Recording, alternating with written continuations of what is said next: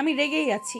আপনি সত্যিই বলেছেন, আমার ক্লাসমেট নীল, ওকে তো আপনি চেনেন, ওই ছেলেটা অভদ্র আর অসভ্য একটা ছেলে। আমি ওর বিরুদ্ধে কমপ্লেন করতে এসেছি। আরে, এসব তুমি কি বলছো নীল? কখনো অসভ্য আর অভদ্র হতেই পারে না। নীল যথেষ্ট ভদ্র একটা ছেলে। ভার্সিটি ক্যাম্পাসে তার যথেষ্ট সুনাম রয়েছে। কলেজের স্টুডেন্টদের মধ্যে কেউ এখনো নীলের বিরুদ্ধে কোনো অভিযোগ করেনি। আর তুমি কিনা বলছো নীল অসভ্য? এমনটা হতেই পারে না। তুমি হয়তো ভুল কিছু দেখেছো বা ভুল কিছু শুনেছো। স্যার, আমি ভুল কেন দেখতে যাব? আর ভুল কেনই বা শুনতে যাব? আমি আমার নিজের সঙ্গে ঘটে যাওয়া ঘটনাটার কথা বলছি। নীল আমার সঙ্গে অভদ্রতা করেছে, তাই আমি আপনার কাছে ওর নামে কমপ্লেন করতে এসেছি। সে আমাকে প্রেমের প্রস্তাব দিতে চায়। নেহার এই কথা শুনে প্রিন্সিপাল স্যার মুখ নিচু করে মুচকি মুচকি হাসছিলেন আর নেহাকে বললেন, সে তোমাকে প্রেমের প্রস্তাব দিতে চায়, এটা তো খারাপ কিছু নয়। সুন্দর জিনিসের প্রতি সবার আকর্ষণ থাকে, এটাই স্বাভাবিক। আর লোহার কাছে চুম্বককে রাখতে হলে লোহা সেটাকে আকর্ষণ করবে, এটাও স্বাভাবিক। তাই আমি মনে করি নীল তোমাকে প্রেমের প্রস্তাব দেওয়াতে সেরকম কোনো অপরাধ হয়নি। স্যার, আপনি কিন্তু আমার বাবার ক্ষমতা সম্পর্কে ভুলে যাবেন না। আমার বাবা এই এলাকার চেয়ারম্যান। আমি চাইলেই কিন্তু আপনাকে এই এলাকা থেকে সরিয়ে দিতে পারি। তাই আপনার যা বলার চিন্তা ভাবনা করেই বলবেন। হ্যাঁ, আমি খুব ভালো করেই জানি তোমার বাবা এই এলাকার চলমান চেয়ারম্যান। তাই তোমরা চাইলে যা ইচ্ছা তাই করতে পারো। কিন্তু একটা কথা ভুলে যেও না নীল, নীল কিন্তু ফেলে দেওয়ার মতো ছেলে নয়। তার বাবারও কিন্তু যথেষ্ট অর্থ সম্পদ আর ক্ষমতা রয়েছে। সেও কিন্তু চাইলে ক্ষমতার বড়াই দেখাতে পারে। কিন্তু সে ভার্সিটিতে এসে আর পাঁচটা সাধারণ ছেলেমেয়ের মতোই চলাফেরা করে। আশা করব তুমি এই বিষয়টা মাথায় রাখবে। ও আচ্ছা, বুঝতে পেরেছি। এইভাবে কাজ হবে না। তাহলে বিষয়টা আমার বাবার কান পর্যন্ত পৌঁছাতে হবে। আপনি কোনো চিন্তা করবেন না, আমি আজকের মধ্যে এই বিষয়টা আমার বাবার কান পর্যন্ত পৌঁছে দেব। আর তারপর দেখব আপনি ওই ছেলেটাকে কিভাবে আমার বাবার হাত থেকে বাঁচাতে পারেন। সেই তুমি করতেই পারো। তোমার বাবার যেহেতু ক্ষমতা আছে, সেই ক্ষমতাকে তুমি অপব্যবহার করবে, এরকমটা কিন্তু হতে পারে না। আমি জানি তুমি যেমন বদরাগী আর অহংকারী, তোমার বাবাও ঠিক তেমন অহংকারী। মাটিতে পা পড়ে না। এটা ইউনিভার্সিটির, এখানে সবাই সমান। আমি এক চোখে তেল আর এক চোখে নুন বিক্রি করতে পারবো না। নেহা তখন খুব ভালোভাবেই বুঝতে পারলো প্রিন্সিপাল স্যারের সঙ্গে এই ব্যাপারে কথা বলে কোনো লাভ হবে না। তাই সে প্রিন্সিপাল স্যারের কেবিন থেকে বের হয়ে ক্যাম্পাসে চলে গেল। সেখানে যেতেই তার বান্ধবীরা তাকে ঘিরে ধরলো আর প্রিন্সিপাল স্যারের কাছে যাওয়ার কারণ জানতে চাইলে তখন সে তার বান্ধবীদেরকে এসব কথা বলে কথা শুনে তার বান্ধবী তাকে বলে, হাসন, সব সময় তুই এরকম বিষয় নিয়ে কেন ঝামেলা করিস বলতো? লাইফটাকে যদি এখন এনজয় না করি তাহলে কখন এনজয় করব? এই তো সময়, এখনই জীবনের পুরোটা উপভোগ করতে হবে। মানে ওই আমাকে কি বলতে চাইছিস? ওই ছেলেটা যা করছে সবই ঠিক, তার প্রেমের প্রস্তাবে আমি রাজি হয়ে যাই? একদমই তাই। এই তো, তুই বুঝতে পেরেছিস। তুই যার সঙ্গেই প্রেম করতে রাজি হয়ে যাস না কেন, জীবনটাকে উপভোগ করার জন্যই। জীবনটাকে তেজপাতা বানিয়ে ফেলিস না, একটু রসকস রাখ। শোন, তোর যদি এতই প্রেম করার ইচ্ছে থাকে, তাহলে তুই নিজে প্রেম করছিস না কেন? আমাকে কেন বলছিস? তুই খুব ভালো করেই জানিস আমি ইতিমধ্যে একটা রিলেশন কন্টিনিউ করছি। আমি যদি সত্যিই রিলেশনে না থাকতাম তাহলে নীলের প্রেমের প্রস্তাবে আমি রাজি হয়ে যেতাম। কারণ Neel is so beautiful, so cute, so handsome. তার মতো একটা ছেলেকে নিজের হাজবেন্ড হিসেবে পাওয়া তো ভাগ্যের ব্যাপার। তারপর আবার বড়লোক বাবার একমাত্র আদরের ছেলে, তাকে পটাতে পারলেই কোটি কোটি টাকা নিজের আয়ত্তে। তাহলে তুই কেন এটা বুঝতে পারছিস না? শোন রিয়া, তুই যদি আর একটা বারও ওর হয়ে ওকালতি করতে আসিস, তাহলে কিন্তু আমি ভুলে যাব তুই আমার বন্ধু হোস।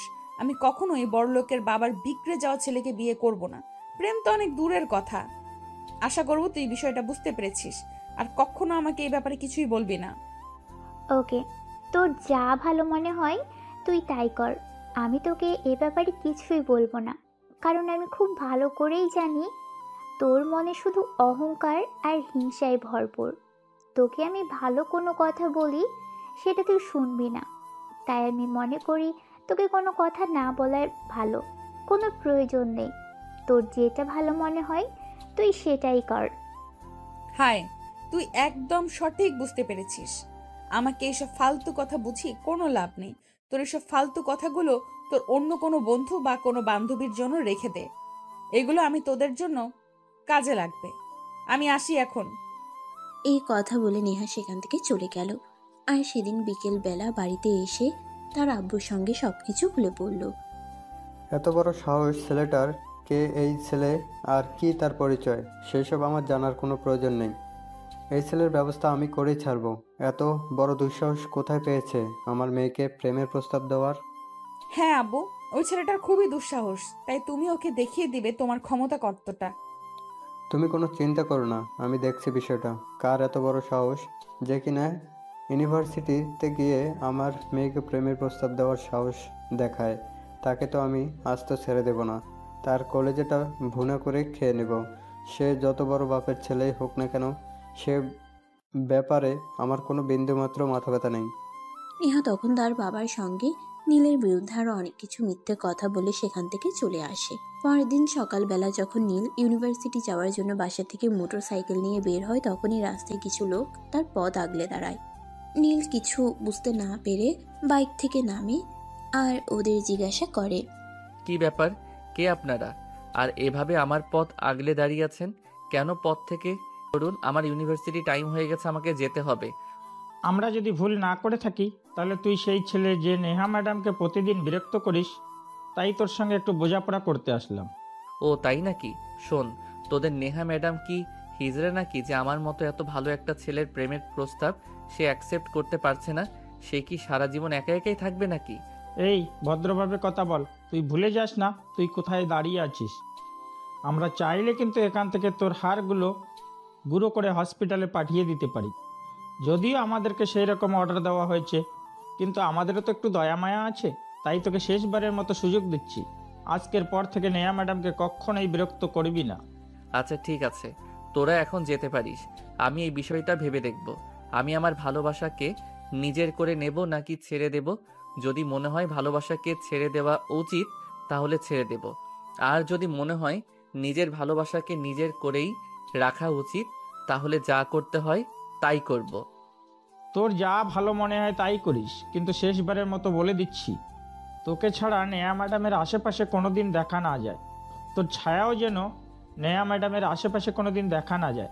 আর যত দ্রুত সম্ভব এই ইউনিভার্সিটি ছেড়ে চলে যা। এটাই তোর জন্য বেটার হবে, কারণ তুই জানিস না নেহা ম্যাডাম আর তার বাবার সম্পর্কে। শোন, বউ হলো ভালোবাসার জিনিস। বউকে ভালোবাসা দিলে সব কিছুই পাওয়া যায়।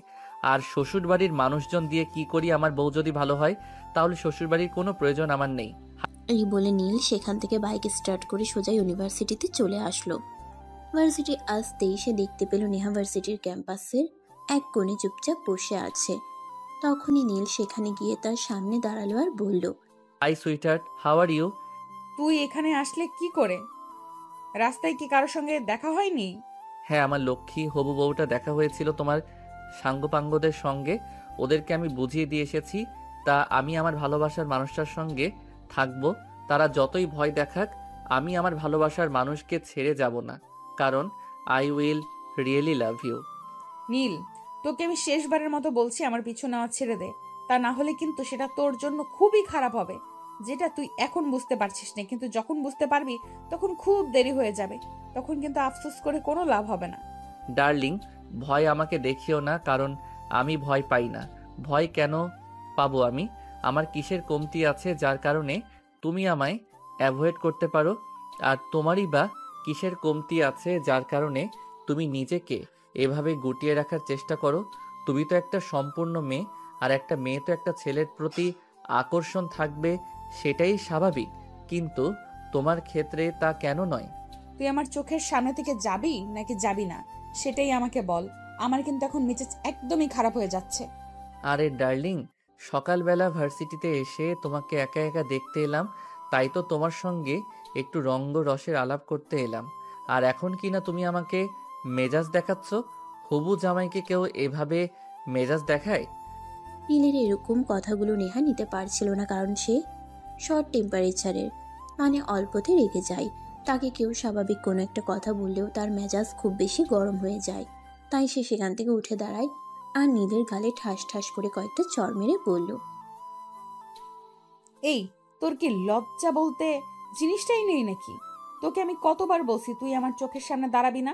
আমি তোকে সহ্য করতে পারি না। তুই কেন বুঝতে পারছিস না? তোকে কোন মাটি দিয়ে তৈরি করে দিচ্ছে যেখানে লজ্জার ছিটে ফোঁটা পর্যন্ত নেই? তোমাকে যেই মাটি দিয়ে তৈরি করেছে, আমাকেও আল্লাহ পাকের রাব্বুল আলামিন সেই মাটি দিয়ে তৈরি করেছে। কারণ তুমি রাগী আর আমি তোমার ভালোবাসার কাঙালি। তোমায় ভালোবাসি প্রিয়সী। কেন তুমি বুঝতে পারো না তোমায় খুব ভালোবাসতে চাই? এই বলে নীল তখনই হুট করে নেহার গালে একটা কিস বসিয়ে দিল। নেহা তোর আগে একদম গজগজ করতে থাকলো। সে কি করবে কিছুই ভেবে পাচ্ছে না। তার আগে যেন নিজের চুল নিজেই ছিঁড়তে ইচ্ছে করছে। তাই সে নীলকে বলে, আমি বুঝতে পেরেছি, এইভাবে কাজ হবে না। তুই আমার পিছু নেওয়া ছাড়বি না। তাহলে এই কথা মনে রাখ, এই যে আমি এখন এবং এই মুহূর্তে ভার্সিটি ছেড়ে চলে যাচ্ছি, আর আজকের পর কখনো তোর সামনেই আসবো না। তখন আমি দেখব তুই কি করে আমায় বিরক্ত করতে পারিস। আমি আজকে অন্য কোথাও চলে যাওয়ার ব্যবস্থা করছি। সেটা তুমি চাইলেও করতে পারবে না ডার্লিং। তুমি যেখানেই যাও না কেন আমি তোমার পিছু পিছু যাবই। কারণ আমি তোমায় ভালোবাসি। তোমায় একা ছেড়ে দিয়ে কি করি বলো? মুফাল্লা, তুমি রক্ষা করো এই আপদটার হাত থেকে আমাকে। আমি আর একে সহ্য করতে পারছি না। প্লিজ আল্লাহ, তুমি আমায় উদ্ধার করো এর থেকে। এই বলে নেহা সেখান থেকে সোজা বের হয়ে বাসায় চলে আসলো। তাকে এই অসময়ে বাসায় দেখতে পেয়ে তার আব্বু জিজ্ঞাসা করে, কি ব্যাপার নেহা, কি হয়েছে?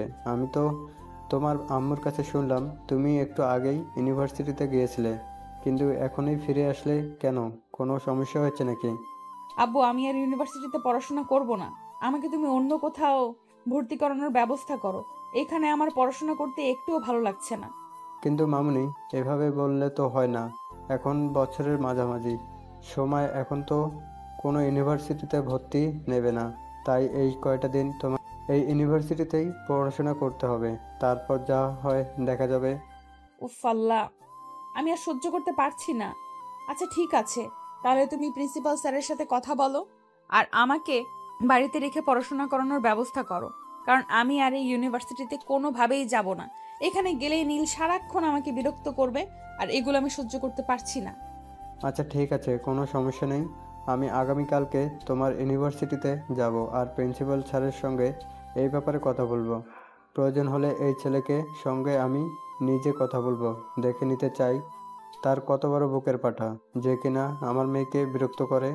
একজন রানিং চেয়ারম্যানের মেয়েকে বিরক্ত করার ফল কি হতে পারে সেটা হয়তো তারা জানা নেই। তুমি তো শুধু নিজের মুখেই বলছো, কিন্তু নিজের ক্ষমতার তো একটুও প্রয়োগ করছো না। কারণ আজকে যে ছেলেগুলোকে ওকে সাইজ করার জন্য পাঠিয়েছিলে, ওরা যদি নিজেদের ক্ষমতা দেখাতো, তাহলে কি নীল এতটা সাহস হতো যে আজকেও সে আমার সঙ্গে এসব অসভ্যতামি করতো? ওরা তো আমার কাছে এসে বলল তারা নাকি ছেলেটাকে মেরে হাত পা একদম ভেঙে দিয়েছে, কিন্তু তারা মিথ্যা কেন বলল সেটাই তো বুঝতে পারছি না। ঠিক আছে, সমস্যা নেই, তুমি কোনো চিন্তা করো না, আমি তো আছি, আমি বিষয়টা দেখছি। অতঃপর নেহা কোনো কথা না বলেই চুপচাপ নিজের রুমে চলে গেল।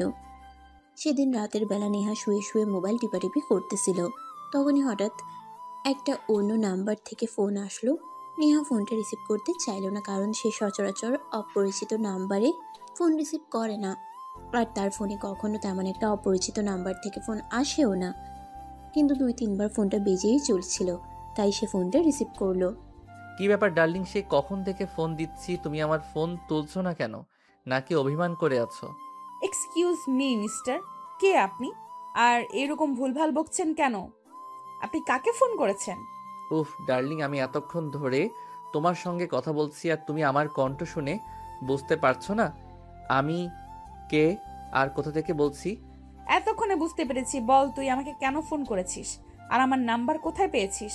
তাছাড়া এত রাতে আমাকে ফোন করার দুঃসাহস তোকে কে দিল যে তুই আমার পারমিশন ছাড়াই আমার নাম্বারে ফোন করেছিস? আরে ডার্লিং, আন্ডারস্ট্যান্ড, ভালোবাসার মানুষকে ফোন করতে অনুমতির প্রয়োজন হয় না। ভালোবাসার মানুষকে প্রয়োজন ছাড়া, অনুমতি ছাড়াই ফোন করা যায়। তাছাড়া তুমি আজ সকালে যেভাবে আমার সঙ্গে রাগ দেখিয়ে ভার্সিটি থেকে চলে গেলে, আমি তো ভেবেছিলাম তুমি মনে হয় আমার ফোন ধরবে না, কিন্তু ভাগ্যক্রমে তুমি আমার ফোনটা রিসিভ করেছো। কিন্তু আজকের পর থেকে তুই কখনোই আমাকে ফোন দিতে পারবি না, কারণ আমি সিমটাই চেঞ্জ করে ফেলবো। আমি জানি নাম্বারটা তোকে কে দিয়েছে, তাই। আর আজকের পর থেকে তুই আমার সঙ্গে কোনো যোগাযোগ করতে পারবি না। আরে ডার্লিং, তুমি আমাকে যতটা বোকা ভাবো আমি কিন্তু ততটাও বোকা নই। তুমি কয়টা সিম চেঞ্জ করবে আমি ঠিক তোমার নাম্বার জোগাড় করে ফেলবো একদিনের মধ্যে। এটা আমি তোমাকে চ্যালেঞ্জ করলাম। ঠিক আছে, আমি আজ এখন এই মুহূর্তে তোকে চ্যালেঞ্জ করলাম। আগামীকাল থেকে তুই এই নাম্বারে আমাকে পাবি না। আমি এখনই সিমটা অফ করব আর আগামীকালকেই নতুন একটা সিম কিনবো। তুই যদি আগামীকাল রাত 10টার মধ্যে আমায় ফোন করতে পারিস তাহলে আমি মেনে নেব তুই আমার চাইতে অনেক বুদ্ধিমান। আর যদি তুই আমাকে ফোন করতে না পারিস তাহলে তুই কোনোদিন আমার সামনে দাঁড়াতে পারবি না। ঠিক আছে ম্যাডাম, চ্যালেঞ্জ অ্যাকসেপ্টেড। আর যদি আমি আপনাকে ফোনটা করতে পারি তাহলে কিন্তু আমার প্রপোজাল আপনাকে অ্যাকসেপ্ট করতে হবে। ওকে, ঠিক আছে, আমিও তোর চ্যালেঞ্জ অ্যাকসেপ্ট করলাম। আমি যে নাম্বারটা নতুন কিনবো সেই নাম্বারে কিন্তু তোকে আমায় ফোন করতে হবে, কথাটা মাথায় রাখিস। এই কথা বলে নেহা ফোনটা কেটে দিল আর সঙ্গে সঙ্গে মোবাইল থেকে সিমটা বের করে ভেঙে ফেললো আর তারপর ঘুমিয়ে পড়লো। পরের দিন সকালবেলা ঘুম থেকে উঠে সে নাস্তা করলো আর তারপর একটু বাইরে হাঁটতে গেল। অপরদিকে নীল ঘুম থেকে উঠে ফ্রেশ হয়ে নাস্তা করে ভার্সিটিতে চলে গেল। ভার্সিটিতে এসে নেহাকে কোথাও দেখতে পেল না। সে তার বন্ধুদের কাছে নেহার খোঁজ করছিল, কিন্তু কেউ নেহার কথা বলতে পারছিল না। তখনই হঠাৎ ভার্সিটির ক্যাম্পাসে একটা বড় গাড়ি আসতে দেখলো। সে মনে মনে ভাবলো এই গাড়িতে হয়তো নেহা এসেছে, তাই দৌড়ে সেখানে গেল সে। আর তখনই দেখতে পেল গাড়ি থেকে মধ্যবয়স্ক একজন ভদ্রলোক বের হচ্ছে। সে তখন সেখান থেকে চলে আসতে চাইছিল, তখনই ওই ভদ্রলোক তাকে উদ্দেশ্য করে বলে, এই ছেলে, তুমি কে?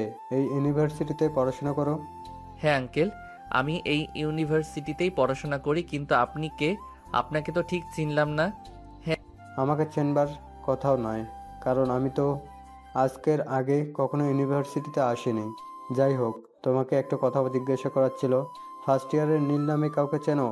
হ্যাঁ আঙ্কেল চিনি, কিন্তু আপনি কে? আপনাকে তো চিনলাম না।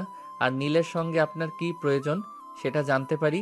শোনো ছেলে, আমি তোমার চাইতে বয়সে বড়, তাই আমাকে প্রশ্ন করা থেকে বিরত থাকো। তুমি যদি ওই ছেলেটাকে চিনে থাকো তাহলে তাকে একটু ডেকে দাও, আমি তার সঙ্গে কথা বলতে চাই। I am sorry to say uncle, আমি নীল। বলুন আপনি কি বলবেন। ও আচ্ছা, তার মানে তুমি সেই বেয়াদব মার্কা ছেলেটা। আমার মেয়ে বলতো আমি বিশ্বাস করিনি, কিন্তু তোমাকে সামনাসামনি রেখে বুঝতে পারলাম তুমি আসলে কতটা বেয়াদব। ও শ্বশুর মশাই, নিজের হবু জামাইকে এভাবে বলতে হয় না। জামাইকে আদর করে ভালোবেসে বুঝিয়ে বলতে হয়। এতক্ষণে আমি বুঝতে পেরেছি তুই কত নম্বরের বেয়াদব। আসলে আমার মেয়ে একদম ঠিক কথাই বলেছিল। তুই সোজা কথায় মানুষ না, সোজা কথায় তোকে কাজ হয় না। তোর জন্য অন্য ব্যবস্থা করতে হবে। তুই কোনো চিন্তা করিস না, তোকে আমি আজকে ইউনিভার্সিটি থেকে প্রপারলি বের করে দেওয়ার বন্দোবস্ত করছি। শ্বশুর মশাই প্লিজ আপনি শান্ত হন, এত উত্তেজিত হবেন না। এত উত্তেজিত হওয়া ভালো নয়, আপনার ব্লাড প্রেশার বেড়ে যাবে। ঠান্ডা হন, আমি আপনার জন্য একটু চা নাস্তার ব্যবস্থা করি। বিয়ে বাড়িতে না আসেন অন্তত হবু জামাইয়ের সঙ্গে দেখা করতে এসেছেন, একটু আদর আপ্যায়ন তো করতেই হবে।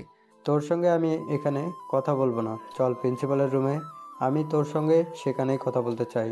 এই বলে নেহার আব্বু নীলের শার্টের কলার ধরে টানতে টানতে প্রিন্সিপালের কেবিনে নিয়ে আসলো। এটা দেখে প্রিন্সিপাল তো একদম অবাকের চূড়ান্ত সীমানায় পৌঁছে গিয়ে নেহার আব্বুকে বলে, আরে চেয়ারম্যান সাহেব, এটা আপনি কি করছেন? আপনি এক্ষুনি ওই ছেলেটার শার্টের কলার ছেড়ে দেন। কেন, এই ছেলেকে আর কি তার পরিচয় যে আমাকে এক্ষুনি তার শার্টের কলার ছেড়ে দিতে হবে? জানলে সে কত বড় বেয়াদবি করেছে, আমার মেয়েকে প্রেমের প্রস্তাব দেওয়ায় মতো দুঃসাহস রেখে দেখিয়েছিল। আপনি আগে নীলের শার্টের কলার ছাড়েন, তারপর আমি আপনার সঙ্গে কথা বলছি। প্লিজ ও শার্টের কলার ছাড়েন, তা না হলে কিন্তু আপনার চেয়ারম্যান পদটাও থাকবে না বলে দিলাম। নেহার আব্বু তখন কোনো রকমে নীলের শার্টের কলারটা ছেড়ে দিল আর তারপর প্রিন্সিপাল স্যারকে বলল, হ্যাঁ, আবার বলুন কে এই ছেলে, আর কি তার পরিচয়? আর কি এমন মহান পরিচয় যার কারণে সে আমার মেয়েকে প্রেমের প্রস্তাব দেওয়ার মতো দুঃসাহস সে দেখাতে পারে? এ হলো নীল, নীল চৌধুরী গ্রুপ অফ ইন্ডাস্ট্রিজ মালিকের একমাত্র ছেলে। ছেলেটা একদম সাদাসিধে জীবনযাপন করতে চায়। তাই আমাদের ইউনিভার্সিটির মতো একটা লোকাল ইউনিভার্সিটিতে পড়াশোনা করতে চাইছে। আর তার বাবা তাকে দেশের বাইরে রেখে পড়াশোনা করানোর চিন্তাভাবনা করছিল, কিন্তু সেই দেশের প্রতি অনেক ভালোবাসে আর মায়া মমতায় দেশের ভিতরে থেকে গেছে। এসব আপনি কি বলছেন? চৌধুরী গ্রুপ অফ ইন্ডাস্ট্রিজের মালিকের মতো একটা লোক তার ছেলেকে এরকম একটা লোকাল ইউনিভার্সিটিতে পড়াশোনা করতে দিল? এটা আমার বিশ্বাস হচ্ছে না। আপনি আমাকে মিথ্যা কথা বলছেন। সে আমি আপনাকে মিথ্যে কেন বলতে যাব? আপনাকে মিথ্যে কথা বলে আমার কি লাভ? এখানে তো আমার কোনো লাভ লস নেই, তাই তো আপনাকে মিথ্যা বলার কোনো প্রয়োজনও নেই। আমি যা বলছি একদমই সত্যি কথা বলছি। চৌধুরী গ্রুপ অফ ইন্ডাস্ট্রিজ মালিকের একমাত্র উত্তরাধিকারী। আর একটা কথা আছে, আপনার মেয়েকে প্রেমের প্রস্তাব দিতে চেয়েছে। সেটা তো আপনার মেয়ের সৌভাগ্যের কথা। মেয়ের সঙ্গে কথা না বলে এখানে চলে এসেছেন আমার ইউনিভার্সিটিতে। ঝামেলা করতে আমি কিন্তু আপনার বিরুদ্ধে লিগ্যাল অ্যাকশনও নিতে পারি। I am so sorry principal সাহেব, আমি বুঝতে পারিনি। যাই হোক, আমি আপনার সঙ্গে অন্য ব্যাপারে কথা বলতে চাই। আমার মেয়েটার উপর অনেক রেগে গেছে, তাই সে ইউনিভার্সিটিতে ক্লাস করতে চায় না, শুধু পরীক্ষার সময় এসে পরীক্ষা দেবে। এই ব্যাপারে আপনি কি বলবেন? আপনার মেয়ে আমাদের ইউনিভার্সিটিতে পড়াশোনা করবে কি করবে না সে ব্যাপারে আমার বিন্দুমাত্র মাথা ব্যথা নেই। আপনি চাইলে আপনার মেয়েকে আমাদের ইউনিভার্সিটিতে রাখতে পারেন, চাইলে নাও রাখতে পারেন, তাতে আমার কোনো সমস্যা নেই। তবে আমাদের ইউনিভার্সিটি স্টুডেন্ট হতে হলে নিয়মিত ক্লাস করতে হবে, কারণ আমাদের ইউনিভার্সিটির প্রত্যেকটা স্টুডেন্ট খুবই রুলস মেনটেন করে। আর আমাদের ইউনিভার্সিটির রুলস না করা ছাত্রীকে আমরা কখনোই আমাদের ইউনিভার্সিটিতে রাখবো না। এবার সিদ্ধান্ত আপনার। আপনি আপনার মেয়েকে আমাদের ইউনিভার্সিটিতে পড়াশোনা করাবেন নাকি অন্য কোনো জায়গায়? ঠিক আছে প্রিন্সিপাল সাহেব, আমি বুঝতে পেরেছি, সমস্যা নেই।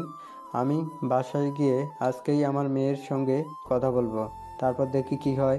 আর নীল, আই অ্যাম সরি, আমি আসলে তোমাকে চিনতে পারিনি। সরি বলার কিছুই নেই শ্বশুর মশাই। আমি আপনার হবু জামাই, আর হবু জামাইয়ের সঙ্গে সরি বলতে হয় না। আমি তো আপনার সন্তানের মতোই। যাই হোক, বাসায় গিয়ে আমার বউটাকে একটু বুঝিয়ে বলবেন সে যেন আমার প্রস্তাবে রাজি হয়ে যায়। আমার আবার পছন্দের জিনিসটাকে না পাওয়ার অভ্যাস নাই। ঠিক আছে বাবা, কোনো সমস্যা নেই। আমি বাসায় গিয়ে নেহার সঙ্গে কথা বলবো, আর ওকে বলবো তোমার প্রস্তাবে রাজি হয়ে যেতে, তোমার সঙ্গে সম্পর্ক যেতে। আর তোমার বাবাকে আমার সালাম দিও। ঠিক আছে শ্বশুর মশাই, ভালো থাকবেন। আর আমার বউটার প্রতি একটু খেয়াল রাখবেন যেন অন্য কোনো ছেলের সঙ্গে পালিয়ে না যায়, কারণ বউটাকে আমি খুব ভালোবাসি।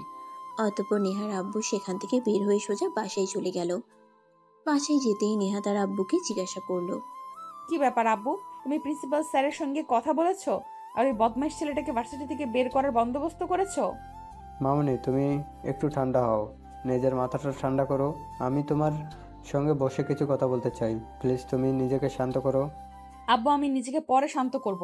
তার আগে তুমি আমাকে এটা বলো যে নীলকে তুমি ভার্সিটি থেকে বের করে দেওয়ার বন্দোবস্ত করে এসেছো কি না? আরে আমি তোমাকে বলেছি তুমি নিজেকে শান্ত করো, তারপর আমি তোমার সঙ্গে কথা বলছি। কিন্তু তুমি তো আমার কোনো কথা শুনছো না, বলতে তুমি আমাকে আরও কথা শুনিয়ে যাচ্ছ। আমি কি করে এসেছি আর কি করব সেটা আমি তোমাকে বলছি, কিন্তু তোমাকে যেটা বলেছি তুমি সেটা করো আগে। আচ্ছা ঠিক আছে, এই যে আমি শান্ত হয়ে বসলাম, এইবার তুমি আমাকে বলো ভার্সিটিতে কি হয়েছে। মামুনি, তুমি ওই ছেলেটার প্রস্তাবে রাজি হয়ে যাও। আমি আসলে ওই ছেলেটার পরিচয় জানতাম না, না জেনেই তোমাকে কথাগুলো বলে ফেলেছিলাম। কিন্তু আজ আমি তোমার ইউনিভার্সিটিতে গিয়ে সব কিছু জেনে এসেছি। তাই আমি তোমাকে বাবা হিসাবে রিকোয়েস্ট করে বলছি, তুমি নীলের প্রেমের প্রস্তাবে রাজি হয়ে যাও। আর যদি পারো তাহলে তাকে যত দ্রুত সম্ভব তাকে বিয়ে করে নাও, তাহলে সেটা তোমার আর আমার দুজনের জন্যই খুবই ভালো হবে। আব্বু, আমি কিছুতেই বুঝতে পারছি না তোমার মাথার সমস্যা হয়েছে কিনা। তুমি জানো তুমি আমাকে কি বলছো? আমি এই ছেলেটাকে বিয়ে করব? কখনোই না। এটা আমার দ্বারা একেবারেই অসম্ভব। এই ছেলেটাকে বিয়ে করার কোনো প্রশ্নই ওঠে না। এইরকম অভদ্র, অসভ্য, ইতর, বদমাইশ মার্কা ছেলেকে আমি কেন, পৃথিবীর কোনো মেয়ে বিয়ে করবে বলে আমার মনে হয় না। তুমি নীলের সম্পর্কে কোনো কিছু জানো না বলেই এমন কিছু বলছো। কিন্তু তুমি কি জানো, নীল চৌধুরী গ্রুপ অব ইন্ডাস্ট্রিজের মালিকের একমাত্র ছেলে। আমি আজকেই তার পরিচয় জানতে পেরেছি, তাই আমি তোমাকে বাবা হিসেবে রিকোয়েস্ট করে বলছি তুমি তাকে অ্যাকসেপ্ট করে নাও। তোমার কি মাথা খারাপ হয়ে গেছে? আমি এই ছেলেটাকে একসেপ্ট করব? কখনোই না। আমি আমার মতো একটা ছেলেকে বিয়ে করব, আর প্রয়োজন হলে অন্য চিন্তা ভাবনা করব, কিন্তু এই ছেলেটাকে আমি কোনোদিনই বিয়ে করব না। এই বলে নেহা তার আব্বুকে কোনো কথা বলার সুযোগ না দিয়ে সেখান থেকে চলে গেল। নেহার আব্বু ড্রয়িং রুমে বসে বসে চিন্তা করছিল যেভাবেই হোক মেয়েকে এই ছেলের পিছনে লাগাতেই হবে, কারণ ছেলের বাবার অনেক টাকা পয়সা আছে, এগুলো তো বিয়ের পর তার মেয়ের সম্পত্তি হবে। তাই নেহার বাবা ছিল খুব লোভী একজন মানুষ, তাই তো সে তার মেয়েকে নীলের পেছনে লেলিয়ে দেওয়ার চিন্তা করছিল। অপরদিকে নীল বাসায় ফিরে নেহার আব্বুর নাম্বারে ফোন করলো। আসসালামু আলাইকুম, কি অবস্থা, কেমন আছেন? আর আমার বউটা কেমন আছে? ওয়ালাইকুম সালাম বাবা, এই তো আল্লাহর রহমতে ভালো আছি। আর তোমার বউটাও খুব ভালো আছে, কিন্তু সমস্যা হলো তোমার বউটাকে তোমার দেওয়া প্রস্তাবে রাজি করাতে পারছি না। কি করব বলো? শ্বশুর মশাই, আপনি প্রচেষ্টা চালিয়ে যান, আর আমি তো আছি। বউটাকে তো আমার প্রস্তাবে রাজি হতেই হবে, না হয়ে কোনো উপায় নেই। আর হ্যাঁ, আপনাকে একটা কথা বলি, আপনাকে তো আগামীকাল যেভাবেই হোক আমার বউটাকে ইউনিভার্সিটিতে পাঠিয়ে দেবেন। আমার আবার বউটাকে না দেখলে ভালো লাগে না। ঠিক আছে বাবা, তুমি কোনো চিন্তা করো না, আমি দেখছি কি করা যায়। কাল যেভাবে পারি ওকে আমি ইউনিভার্সিটিতে পাঠানোর ব্যবস্থা করছি। অতঃপর নীল ফোনটা কেটে দিল। এদিকে পরের দিন সকালবেলা তার মোবাইলে অ্যালার্ম দিয়ে ঘুমিয়েছিল, কিন্তু ফোন সাইলেন্ট থাকায় সে শুনতে পেল না, যার কারণে ঘুম থেকে উঠতে দেরি হয়ে গেল। সে ঘুম থেকে উঠে দেখতে পেল সকাল 10টার মধ্যে বাজে। সে নিজের রুম থেকেই চিৎকার শুরু করে দিল আর তার মাকে ডাকতে লাগলো। আম্মু, ওই আম্মু, কোথায় তুমি? সকাল 10টা বেজে গেছে, আমাকে ডাক দিলে না কেন? আমার তো ইউনিভার্সিটি যাওয়ার আছে, এখন আমি কখন যাব ইউনিভার্সিটিতে? আরে বাবা, আমি কি জানি তুই ইউনিভার্সিটি যাবি নাকি যাবি না? তুই তো প্রতিদিন সকালবেলা নিজে থেকেই ঘুম থেকে উঠে যাস, কিন্তু আজ কেন ঘুম থেকে উঠতে এত দেরি হলো? আমি তো ভাবলাম হয়তো তোর শরীর খারাপ করেছে, নয়তো ইউনিভার্সিটি বন্ধ, তাই তো তোকে আমি ডাকতে চাইনি। যাই হোক, এখন নিচে আয়, আমিও নাস্তা করিনি, তোকে সঙ্গে নিয়েই নাস্তা করব। আমি নাস্তা করতে পারবো না, আমার সময় নেই। আমাকে এক্ষুনি ইউনিভার্সিটি যেতে হবে। আমি ইউনিভার্সিটি না গেলে যে আমার প্রেয়সীর মুখটা দেখতে পারবো না, প্রেয়সীর মুখটা দেখতে না পারলে যে আমার একটুও ভালো লাগে না। আরে বাবা, তোর প্রেয়সীটা আবার কে? সে আবার কবে আসলো তোর জীবনে? সেটা তো আমি বললি না। তোমাকে বলার মতো সময় পেয়ে ওঠিনি, তাই বলা হয়নি। যাই হোক, এখন আমাকে কোনো প্রশ্ন করো না, আমাকে ইউনিভার্সিটি যেতে দাও। বাসায় ফিরে তোমাকে সব বলবো, এখন আমায় বিরক্ত করো না প্লিজ।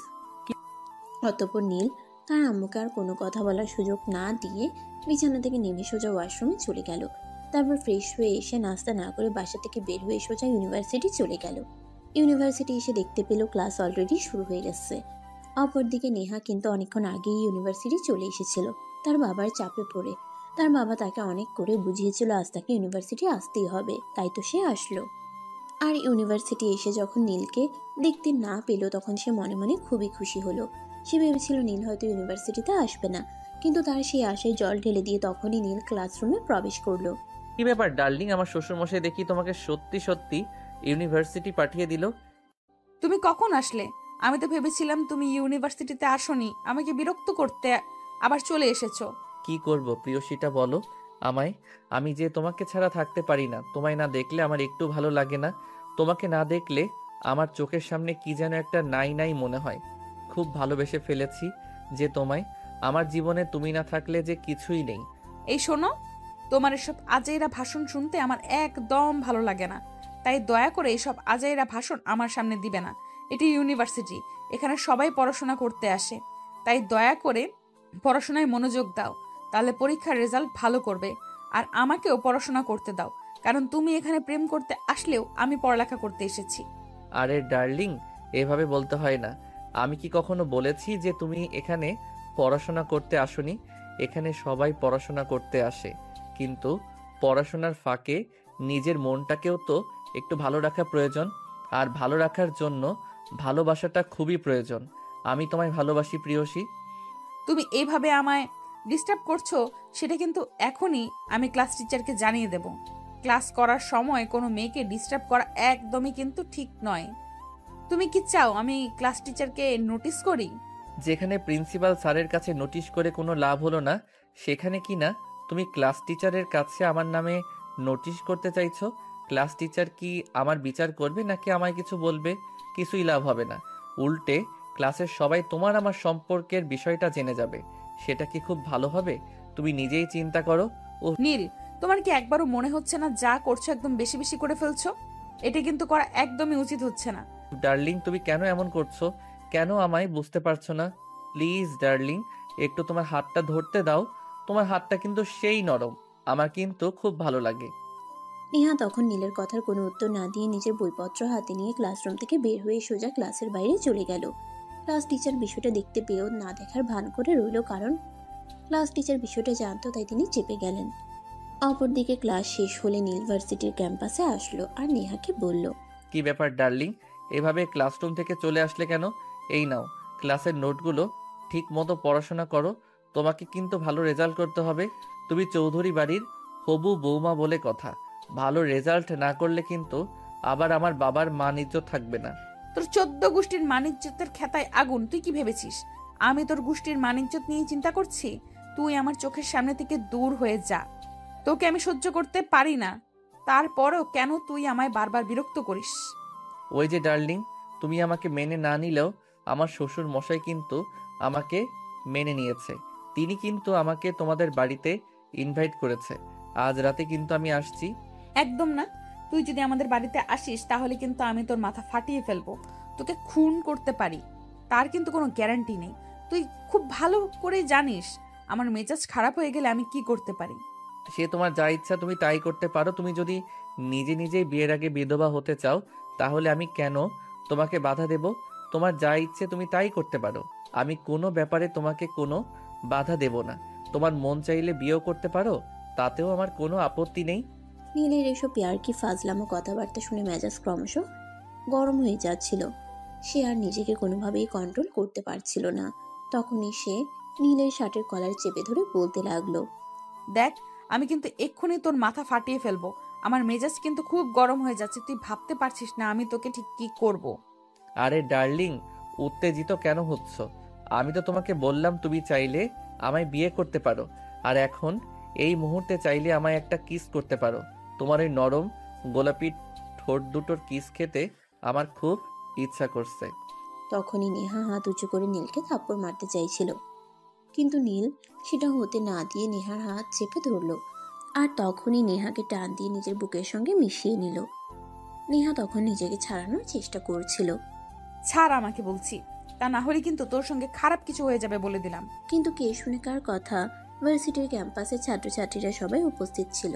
তাদের সামনে নীল নেহাকে নিজের আরো কাছে টেনে নিয়ে নেহার ঠোঁট দুটোতে ইচ্ছে মতো কিস করতে থাকলো। নেহার রাগে একদম আগুন হয়ে যাচ্ছিল, কিন্তু নীল সেদিকে কোনো পরোয়া না করে তার মনস্কামনা পূর্ণ করে নেহাকে ছেড়ে দিল। তখনই নেহার রাগে ফুসফুস করতে করতে ভার্সিটি ক্যাম্পাস থেকে বের হয়ে সোজা বাইরে চলে গেল আর ড্রয়িং রুমে এসেই চেঁচামেচি শুরু করলো। কি ব্যাপার, কি হয়েছে নেহা? কি সমস্যা তোমার? তুমি এভাবে চেঁচামেচি করছো কেন? এটা বাড়ি নাকি মাছের বাজার? আমি তো সেটাই বুঝতে পারছি না। তুমি এমনভাবে চেঁচামেচি করছো যেন মাছের বাজার, মাছ বিক্রেতা মাছ বিক্রি করছে। আব্বু, তুমি আজকেই আমাকে দেশের বাইরে পাঠানোর ব্যবস্থা করো। আমি আর এখানে থাকবো না। আমার একটুও ভালো লাগছে না আর এখানে থাকতে। সব কিছু মুখের কথা নাকি? বললেই হয়ে গেল? দেশের বাইরে যেতে হলে মিনিমাম কিছু কাজ করতে হয়, সেগুলো করতে একটু হলেও সময় লাগে। তুমি বললে আর হয়ে গেল, এরকমটা নয়। আমি কোনো কিছু জানি না আর জানতেও চাই না। আর কোনো কিছু জানার প্রয়োজন আছে বলেও আমি মনে করছি না। তোমাকে যেটা বলছি তুমি সেটাই করো। আমাকে আজকে দেশের বাইরে পাঠানোর ব্যবস্থা করো। আমি এখানে আর এক মুহূর্তও থাকবো না। ঠিক আছে, কোনো সমস্যা নেই, আমি দেখছি কি করা যায়। তুমি তোমার নিজের রুমে যাও আর নিজেকে একটু শান্ত করে, আমি বিকেলের মধ্যেই কিছু একটা ব্যবস্থা করছি।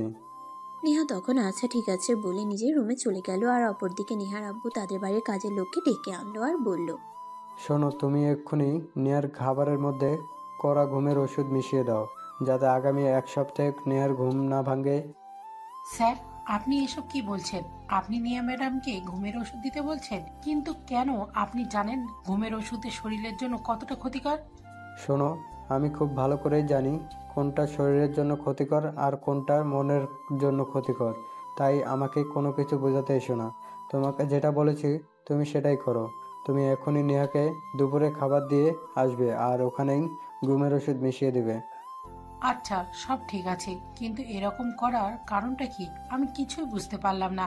পৃথিবীর ইতিহাসে মনে হয় আপনিই প্রথম বাবা যে কিনা নিজের মেয়ের খাবারের মধ্যে ঘুমের ওষুধ মেশাতে বলছেন।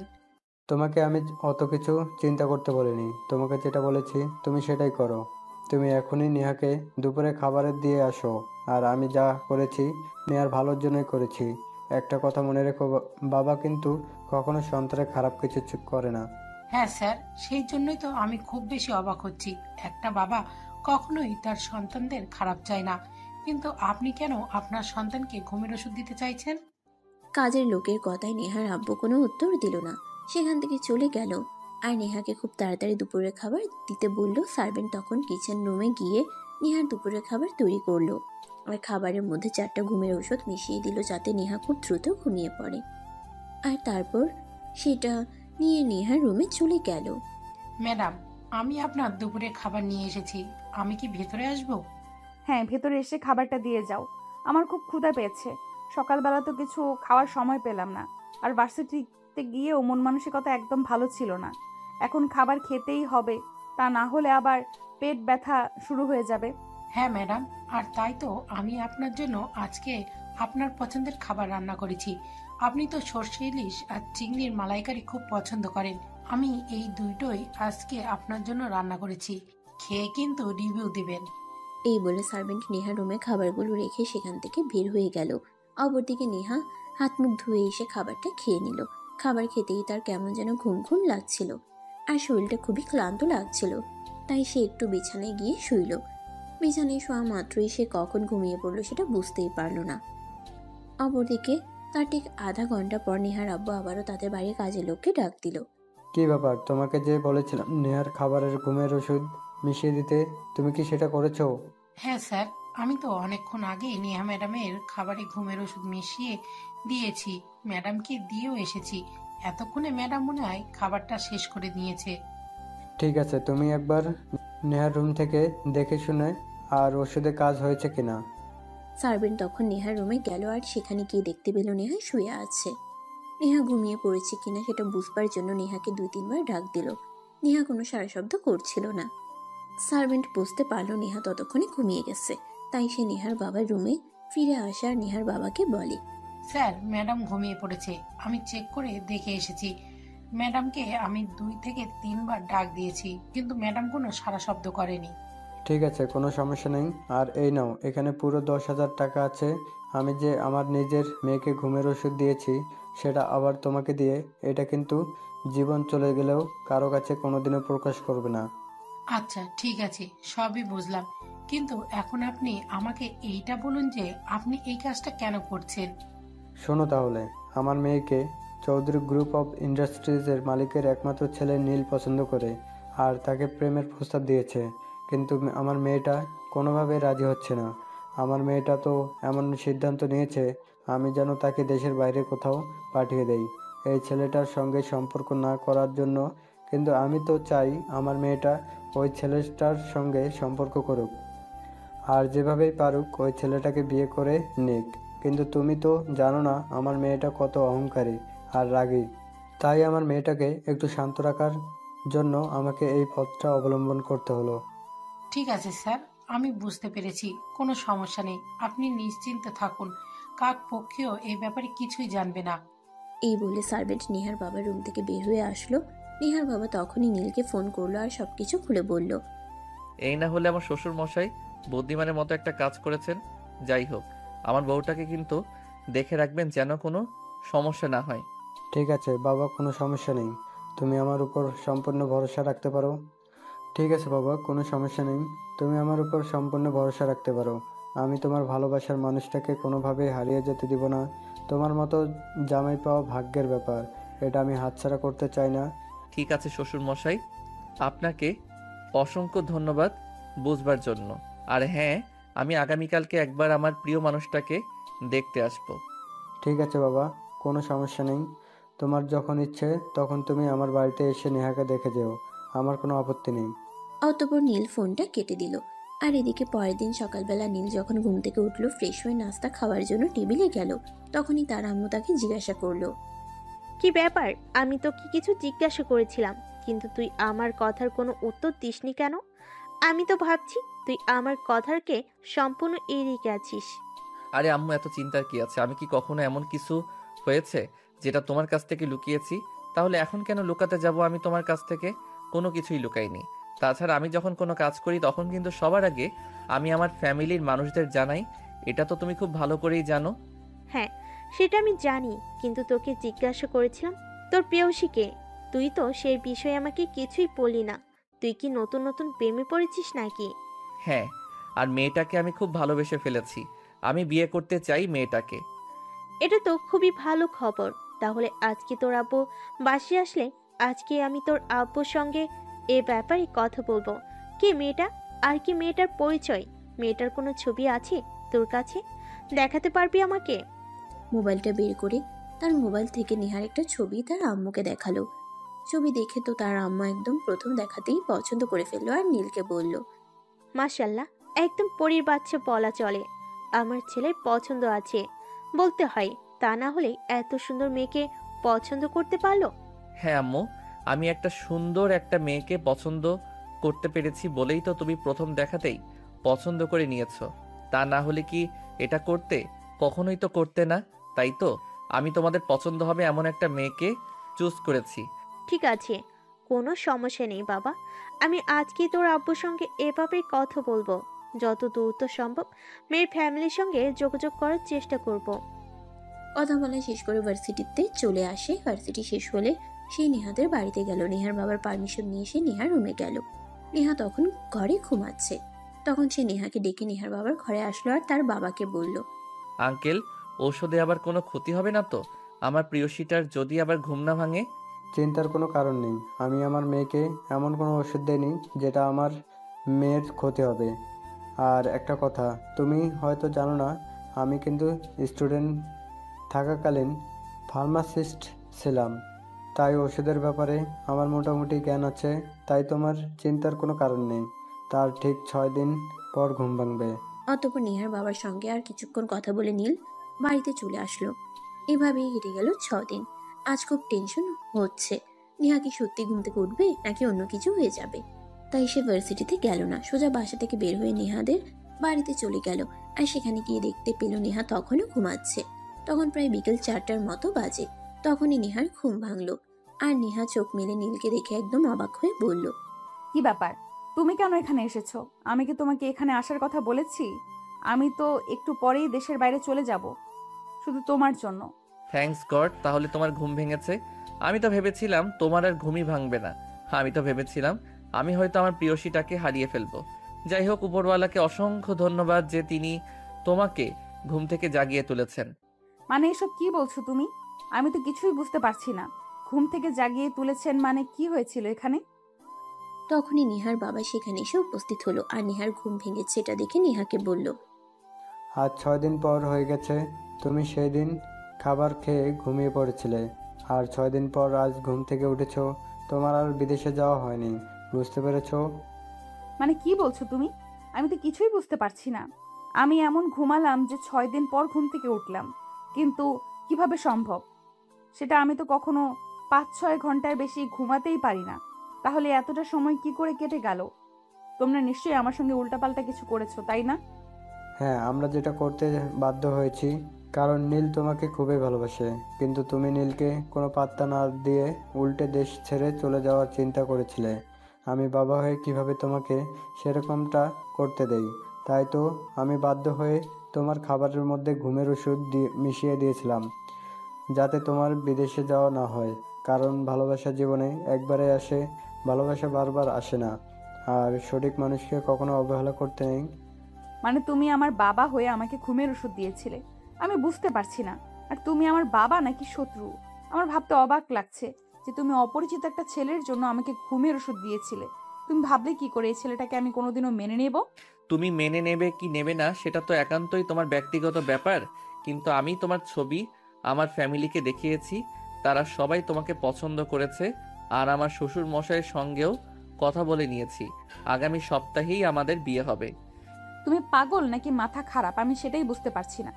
যেখানে আমি তোমাকে সহ্যই করতে পারি না, আর সেখানে আমি তোমাকে বিয়ে করব, এটা জাস্ট অসম্ভব। কোনোদিনও আমি তোমাকে বিয়ে করব না। যদি কখনো প্রয়োজন হয় তাহলে আমি সারা জীবন চিরকুমারী হয়ে থেকে যাব, কিন্তু তোমাকে আমি কোনোদিনও বিয়ে করব না, এটা মাথায় ঢুকিয়ে নাও। ওকে ডার্লিং, ঠিক আছে, কোনো সমস্যা নেই। তুমি আমাকে যাই কিছু বলো না কেন, আমি এক চুলো পিছপা হব না। আমি তোমায় ভালোবাসি, আর এই কথাটা সত্য। তাছাড়া তোমার ফ্যামিলি, আমার ফ্যামিলি যখন মেনে নিয়েছে, তাহলে তো তোমার রাজি থাকা বা না থাকাতে কিছুই যায় আসে না। এই বলে নীল বাড়িতে চলে আসলো আর তার আম্মুকে সবকিছুই খুলে বলল। সবকিছু শুনে তার আম্মু তাকে বলল, ঠিক আছে বাবা, সব কিছুই না হয় বুঝলাম, কিন্তু এরকম করাটা কি ঠিক হচ্ছে? আমি তো সেটাই ভাবতে পারছি না, কারণ মেয়েটা তোকে ভালোবাসে না মনে হয়। আম্মু, তুমি যে কি বলো না, আমি সেটাই বুঝতে পারি না। তোমার ছেলের মতো একটা ছেলেকে মানুষ ভালো না বেসে থাকতে পারে, এটা তুমি বলছো? আমি বিশ্বাস করি না। আজ না হোক কাল নেহাকে আমার ভালোবাসতেই হবে, আর এটা আমার প্রমিস। আচ্ছা বাবা, ঠিক আছে, কোনো সমস্যা নেই। তুই যখন মেয়েটাকে ভালোবাসিস, তখন আমরা যেভাবে পারি মেয়েটাকে তোর কাছে এনে দেব। এই কারণ তোর জন্মের পর কখনো এমন কিছুই হয়নি যে তুই আমাদের কাছে চেয়েছিস আর আমরা তোকে এনে দেইনি। হ্যাঁ, এটা ঠিক যে তোমরা সব সময় আমি মুখ ফুটে কোনো কিছু চাওয়ার আগে সেই জিনিসটা আমার সামনে এনে হাজির করেছো, আর সেই জন্যই তো আমি তোমাদেরকে এতটা ভালোবাসি। যাই হোক, এখন আর কথা বাড়াবো না, আমার একটু টায়ার্ড লাগছে, আমি রুমে গিয়ে বিশ্রাম করব। এই বলে নীল সেখান থেকে সোজা নিজের রুমে চলে গেল আর বিছানায় শুয়ে দিল লম্বা একটা ঘুম। পরের দিন সকালবেলা যখন ঘুম ভাঙলো, সে বিছানাতে শুয়ে শুয়ে নেহাকে ফোন করলো। নেহা নীলের নাম্বারটা দেখতে পেয়ে ফোন রিসিভ করলো না। নীল তখন একটা মেসেজ করলো তাকে। গুড মর্নিং আমার রানীটা, সেই কখন থেকে তোমাকে ফোন দিয়ে যাচ্ছি, কিন্তু তুমি আমার ফোন তুলছো না কেন? তুমি কি এখনো আমার উপর অভিমান করে আছো? প্লিজ তুমি আমার উপর অভিমান করে থেকো না, প্লিজ ফোনটা তোলো। কিন্তু তাতেও কোনো কাজ হলো না। মেয়ের সাথে দেখার পরও নীল আরো বেশ কয়েকটা ফোন দিয়েছিল। নেহা তার ফোন তুললো না, উল্টে ফোনটা সুইচ অফ করে রাখলো যাতে নীল আর তাকে ফোন দিয়ে বিরক্ত করতে না পারে। এদিকে নেহার ফোন সুইচ অফ দেখে নীলের মাথা একদম খারাপ হয়ে গেল। সে আর এক মুহূর্ত দেরি না করে বাসা থেকে বের হয়ে সোজা নেহাদের বাড়িতে চলে গেল আর ড্রয়িং রুমে দাঁড়িয়ে চিৎকার করতে থাকলো। এই নেহা, নেহা কোথায় তুমি? আমি সে কখন থেকে তোমাকে ফোন দিচ্ছি, তুমি আমার ফোন তুলছো না কেন? কি সমস্যা তোমার? কি ব্যাপার বাবা, কি হয়েছে? তুমি এই সকালবেলা এখানে এসে এভাবে চেঁচামেচি করছো কেন? তুমি কি নেহাকে ফোন করেছিলে? হ্যাঁ শ্বশুর মশাই, আমি আমার বউটাকে সেই কখন থেকে ফোন করছি, কিন্তু বউটা আমার ফোন তো তুলছেই না, উল্টেও ফোনটা সুইচ অফ করে রাখছে। আপনি বলুন, এগুলো কি মেনে নেওয়া যায়? আমি বুঝতে পারছি না কি সমস্যা আমার মেয়েটার। কেন আমার মেয়েটা এরকম করছে? কেন সে তার জীবনে সঠিক মানুষটাকে চুজ করতে পারছে না? তুমি একটা কাজ করো, নেহা নিজের রুমে রয়েছে, এখানে গিয়ে ওর সঙ্গে কথা বলো, দেখো কিছু করতে পারো কিনা। নীল তখন আর কোনো কথা না বলে সোজা উপরে নেহার রুমে চলে গেল। রুমের দরজা খোলাই ছিল, তাই সে দরজায় নক না করেই রুমে ঢুকে গেল। আর নেহা তখন ড্রেস চেঞ্জ করছিল। নীল সেদিকে লক্ষ্য না করে রুমের দরজা লক করে দিল। দরজা লক করার শব্দ শুনে তাকিয়ে একদম চিৎকার দিয়ে উঠল। এই অসম্ভব, এই তো লুচ্চা ছেলে। তোকে কে পারমিশন দিয়েছে আমার রুমে আসার, যখন কিনা আমি ড্রেস চেঞ্জ করছি? আর তখন তুই ভেতরে এসে দরজা নকও করে দিয়েছিস, লকও করে দিয়েছিস। আমি আমার বউয়ের রুমে আসবো কখন আর কিভাবে আসবো সেই ব্যাপারে আমি কোনোদিনও কাউকে কোনো কিছু জিজ্ঞাসা করব না। আমি আমার বউয়ের রুমে যখন ইচ্ছা তখন আসবো। এতে যদি তোমার প্রবলেম থাকে তাহলে তো আমার কিছু করার নেই। আমি বুঝতে পারি না তোর মাথায় সমস্যা নাকি পেটে। তোকে এত লজ্জা দিচ্ছি, তারপরও তোর লজ্জা হচ্ছে না। আর তারপর কিনা এখন তুই জোর করে আমাকে বউ বানাতে চাইছিস। এত সাহস তোর কোথা থেকে আসে? আমি তো সেটাই বুঝতে পারছি না। আমার কাছে নেই, আমার রুম থেকে বের হয়ে যাবে, তা না হলে কিন্তু খুব খারাপ হয়ে যাবে বলে দিলাম। আমিও দেখতে চাই তুমি কি খারাপ করতে পারো আমার সঙ্গে, সেটা দেখার বড্ড ইচ্ছে আমার। নেহা তখন রেগে মেগে নীলের দিকে এগিয়ে আসছিল নীলকে থাপ্পড় মারবে বলে, কিন্তু নীল তাকে সেই সুযোগটা না দিয়ে বিছানায় ধাক্কা মেরে ফেলে দিল আর তার উপর শুয়ে পড়ল। নেহা তাকে নিজের উপর থেকে সরানোর জন্য প্রাণপণ চেষ্টা করছে, কিন্তু কোনোভাবেই পেরে উঠছে না। নীল তাকে বিছানার সঙ্গে চেপে ধরলো আর তার ঠোঁট দুটোতে ইচ্ছে মতো কিস করতে থাকলো। আহ, সেই মিষ্টি ঠোঁট দুটো আগে জানলে তো আরো আগে বিয়েটা করে নিতাম। যাই হোক, সমস্যা নেই, কয়েকদিনের মধ্যেই তো বিয়ে করতে চলেছি। তুমি তো তারপর সম্পূর্ণ আমার হয়ে যাবে। তখন তার তোমাকে আদর করতে কোনো বাধা থাকবে না। যাই হোক, ঠোঁট দুটো কিন্তু খুবই মিষ্টি। ততক্ষণে নেহা নীলকে কোনো রকমে ধাক্কা দিয়ে নিজের উপর থেকে সরিয়ে রুম থেকে দৌড়ে বেরিয়ে গেল আর সোজা ছাদে চলে আসলো। নীল তার পিছন পিছন ছাদে আসলো আর সে খেয়াল করে নেহা ছাদের একপাশে দাঁড়িয়ে আকাশ দেখছিল। তখনই নীল পিছন থেকে তাকে জড়িয়ে ধরে আর বলে, কি ব্যাপার, বউটা আমার এইভাবে আমাকে ধাক্কা মেরে ফেলে দিয়ে চলে আসলে কেন? তোমার বুকের উপর শুয়ে থেকে তো আমার ভালোই লাগছিল। তোমার ওই দুটো যা নরম, আমার তো মনে হচ্ছিল আমি কোনো তুলোর বালিশের উপর শুয়ে আছি। আমার না তোমার ওই ঠোঁট দুটো চুষে খেতে খুব ইচ্ছা করছে। প্লিজ চলো না, একবার রুমে একবার একটু টেস্ট করতে দাও। তুই আমার চোখের সামনে থেকে যা বলছি, তোর এসব নোংরা কথাবার্তা আমি আর সহ্য করতে পারছি না। তুই এক্ষুনি আমার চোখের সামনে থেকে চলে যা। আরে বাবা, এভাবে রেগে যাচ্ছ কেন? তুমি আমার বউ হতে চলেছো, আর তোমার সঙ্গে আমি একটু রোমান্টিক কথাবার্তা বলতেই পারি। এখানে নোংরা আসলো কোথা থেকে? বউয়ের সঙ্গে সব কথাই শেয়ার করা যায়। শোনো, শোন, শোন, আমি তোকে কোনোদিনও বিয়ে করব না, মাইন্ড ইট। তুমি আমাকে বিয়ে না করে থাকতেই পারবে না, কারণ তোমাকে বাধ্য হয়ে আমায় বিয়েটা করতে হবে। তোমার বাবাকে আমার বাবা পুরো 10 কোটি টাকা দিচ্ছে তোমাকে কিনে নেওয়ার জন্য। মিথ্যে কথা বলার জায়গা পেলি না? আমার বাবা তোর সঙ্গে আমার বিয়ে দেওয়ার জন্য তোর বাবার কাছ থেকে 10 কোটি টাকা নেবে? এটা আমাকে বিশ্বাস করতে হবে? কোনোদিনও না। এসব ফালতু পেঁচাল বাদ দিয়ে এখান থেকে চলে যা বলছি। আমার মেজাজ খারাপ হচ্ছে। আমি জানি তুমি আমার কথা বিশ্বাস করবে না। তুমি তোমার বাবার কাছে গিয়ে জিজ্ঞাসা করো, তোমার বাবা তোমাকে সবকিছু বলে দেবে। তখন আর তোমাকে কোনো দ্বিধা থাকবে না। ঠিক আছে, কোনো সমস্যা নেই, আমি এক্ষুনি আমার বাবার সঙ্গে কথা বলছি। আর যদি আমার বাবা এটা অস্বীকার করে তাহলে এর পরিণাম কি হবে তুই বুঝতে পারছিস না। আমি তোকে মিথ্যা মামলায় ফাঁসিয়ে জেলের ঘানি টানাবো, কথাটা মাথায় রাখিস। ঠিক আছে মাই ডিয়ার, কোনো সমস্যা নেই। তোমার আব্বু যদি বলে আমি মিথ্যা কথা বলেছি, তাহলে তুমি আমাকে যে শাস্তি দেবে আমি সেটাই মাথা পেতে নেব। কিন্তু যদি তোমার আব্বু স্বীকার করে তাহলে তুমি কি করবে? তখন তো তোমাকে বাধ্য হয়ে আমাকে বিয়েটা করতে হবে, তাই নয় কি? ঠিক আছে, সেটা সময় হলেই দেখা যাবে কি করব আর না করব। কিন্তু এখন তুই আমার সঙ্গে আব্বুর কাছে চল। আমি তোকে সামনে রেখেই আব্বুকে জিজ্ঞাসা করতে চাই। আমি 100% নিশ্চিত আব্বু না বলবে, আর তারপর তোর মুখের অবস্থাটা যা হবে সেটাই আমি দেখতে চাই। এই কথা বলতে বলতে নেহা আর নীল দুজনেই ছাদ থেকে নেমে নেহার আব্বুর রুমে চলে আসলো। আর তারপর নেহা তার আব্বুকে বলল, আব্বু, এই ছেলেটা এসব কি বলছে? তুমি নাকি এই ছেলেটার সঙ্গে আমাকে বিয়ে দেওয়ার জন্য এই ছেলের আব্বুর কাছ থেকে পুরো 10 কোটি টাকা নিয়েছো? হ্যাঁ, একদম ঠিক কথাই বলেছেন। সামনে ইলেকশন আছে, আর ইলেকশনে আমার টাকাগুলো কাজে লাগবে। আর এতগুলো টাকা কখনোই কেউ আমাকে এমনি এমনি দেবে না। তাই আমি তোমার শ্বশুরমশাই এর কাছ থেকে টাকাগুলো পণ হিসেবে নিয়েছি, আর তাদের কথা দিয়েছি আমি তোমাকে নীলের সঙ্গে বিয়ে দেব। তোমার কি মাথায় সমস্যা হয়েছে নাকি? আমি সেটাই বুঝতে পারছি না। তুমি সামান্য কটা টাকার জন্য নিজের মেয়েকে একটা ছেলের হাতে তুলে দিতে চাইছো। তোমার কি একবারও লজ্জা করলো না? আমি তো তোমাকে বাবা হিসেবে পরিচয় দিতেই ঘেন্না বোধ করছি। এসব কথা বলে কোনো লাভ হবে না মামনি, কারণ আমি তোমার শ্বশুর মশাইকে কথা দিয়েছি আর ওনার কাছ থেকে টাকা নিয়েছি ওনার ছেলের সঙ্গে তোমাকে বিয়ে দেব বলে। তাই এখন তুমি যাই কিছু করো না কেন, আমার কিছুই করার নেই। আমার মান সম্মান রক্ষার্থে তোমাকে নীলকেই বিয়ে করতে হবে, এছাড়া আর কোনো পথ খোলা নেই। আমার মা জীবনের সবচাইতে বড় ভুলটা করেছিল তোমার মতো একটা মানুষকে নিজের জীবনে বিয়ে করে, আর সেই ভুলের মাসুল এখন আমাকে গুনতে হচ্ছে। আমার মা যদি আজ বেঁচে থাকতো তাহলে দেখতে আমি তোমাদের দুজনকে ঠিক কি করি। কিন্তু দুর্ভাগ্যবশত তোমার মনে এখন তোমার কিছু করার নেই। তোমাকে বাধ্য হয়ে নীলকে বিয়েটা করতে হবে, তা না হলে তোমার বাবার মান ইজ্জত বলতে কিছু থাকবে না। নেহা তখন কোনো কথা না বলেই সেখান থেকে চলে যেতে চাইছিল। নীল তখনই পেছন থেকে তার হাতটা ধরে ফেললো আর বলল, তা মাই ডিয়ার বউটা, এবার তো তুমি আমার আব্বুর কাছ থেকে শুনে নিয়েছো। তোমার আব্বুর কাছ থেকে শুনে নিয়েছো সব সত্যটা। তাহলে এখন তুমি কি করবে সেটাই আমাকে বলো। প্রয়োজন হলে গলায় দড়ি দিব, আত্মহত্যা করব, কিন্তু তোর মতো ছেলেকে আমি কোনোদিনও বিয়ে করব না। এটা তোর মাথায় ঢুকিয়ে নে। খুবই দুঃখের সঙ্গে জানাতে হচ্ছে যে তোমাকে এসব কোনো কিছুই করতে দেওয়া হবে না। তোমাকে আমার বিয়েটাই করতে হবে। এটাই তোমার জন্য ওয়ান অ্যান্ড অনলি অপশন।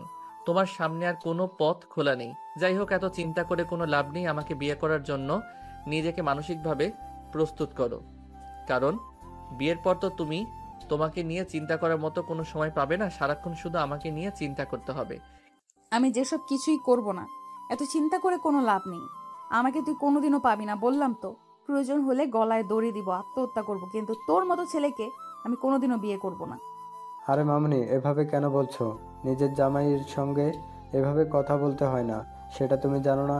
তোমাকে তো বলেছি তোমাকে বাধ্য হয়ে নীলকে বিয়েটা করতে হবে, কারণ আমি নীলের বাবার কাছ থেকে পুরো 10 কোটি টাকা নিয়েছি।